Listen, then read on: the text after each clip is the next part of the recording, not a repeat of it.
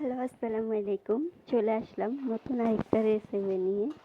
আজ করব কাতলা মাছের মাথা কাঁচা পাকা দিয়ে ভুনা। চলেন রেসিপি শেয়ার করি। আর রেসিপিটা যদি ভালো লেগে থাকে শেয়ার করে দিবেন, বেশি বেশি করে শেয়ার করবেন আর একটা লাইক দিয়ে দিবেন। আমি দিয়ে দিব গুঁড়া মশলাগুলো। এখানে আছে হলুদের গুঁড়া, ধনিয়া গুঁড়া, মরিচের গুঁড়া, জিরা গুঁড়া, লবণ।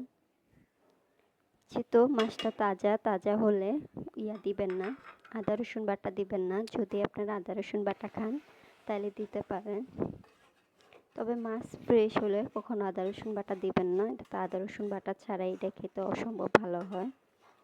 যদি আপনারা ঝাল খান পরিমাণে বেশি, তবে ঝালটা বাড়ায় কমায় আপনাদের ইচ্ছা।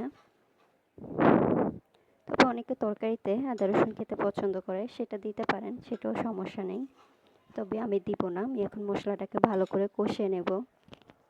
মশলাটাকে ভালো করে কষিয়ে নিলাম। এখন দিয়ে দেবো মাছের মাথাটাকে। এটা কাতলা মাছের মাথা। আপনারা ইচ্ছা করলে এটাকে ভেজে নিতে পারেন, কিন্তু আমি ভেজে রান্না করি না। আমি সবসময় এভাবে কাঁচা পাটা দিয়ে রান্না করি। এটা খেতে অসম্ভব ভালো লাগে। তবে আমি বলবো এভাবে রান্না করে খেয়ে দেখবেন, এটা খেতে অসম্ভব মজা হয়।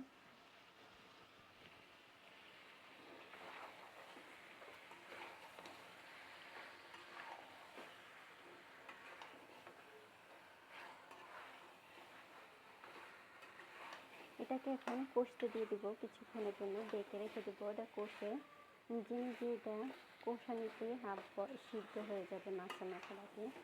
আপনার ইচ্ছে হলে আদা রসুন বাটা দিতে পারেন। অনেকে আদা রসুন বাটা খেতে খুবই পছন্দ করে মাছের ভিতরে, তবে আমি খুব কম আদা রসুন খাওয়ার চেষ্টা করি মাছের তরকারিতে। ছোটো মাছ যেগুলোতে প্রয়োজন আদা রসুন দেওয়ার সেটাতেই দিই, কিন্তু ফ্রেশ মাছে কখনো আদা রসুন দিই না। তাই এটা কষতে থাকুক। এখন দিয়ে দিব তরকারির মধ্যে ঝোলটা। কষানো শেষ, একটু টাইম নিয়ে কষিয়ে নেবেন। যদি ফ্রেশ মাছ হলে এত বেশি কষাতে হয় না, তারপরে একটু কষে নিলে ভালো হয়। আর 2-3টা কাঁচামরিচ কেটে দিয়ে দেবো মাঝখান দিয়ে ফালি করে, আর একটু ঝোল দিয়ে দেব। আপনারা যদি বেশি ঝাল খেতে পছন্দ করেন তবে বেশি ঝাল দিবেন। আমি 2-3টা কাঁচামরিচ, 2টা কাঁচামরিচ মাঝখান দিয়ে কেটে দিয়েছি। যার যেমন ঝাল খাওয়ার ইচ্ছা, আর বাকি 2টা আস্তা দিয়ে দিয়েছি। এটা এখন কিছুক্ষণ জাল করব। জাল করলে এটা হয়ে যাবে। উপর দিয়ে ধনিয়া পাতা ছড়িয়ে নামায় ফেলবো। তেজপাতা দিলে ধনিয়া পাতা না দিলেও চলে, তবে ধনিয়া পাতাটা দিলে এটা খেতে আরও বেশি ভালো লাগে।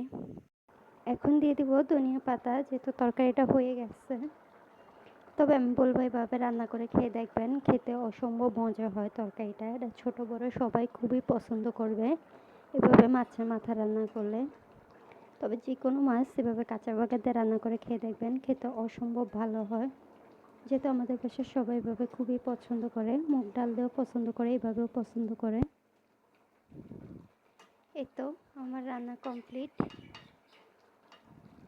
তবে আমি বলবো এভাবে অবশ্যই রান্না করে খাবেন, খেয়ে কমেন্ট করে জানাবেন খেতে কেমন হয়েছে। তাই এখানে ভিডিওটা শেষ করছি। আসসালামু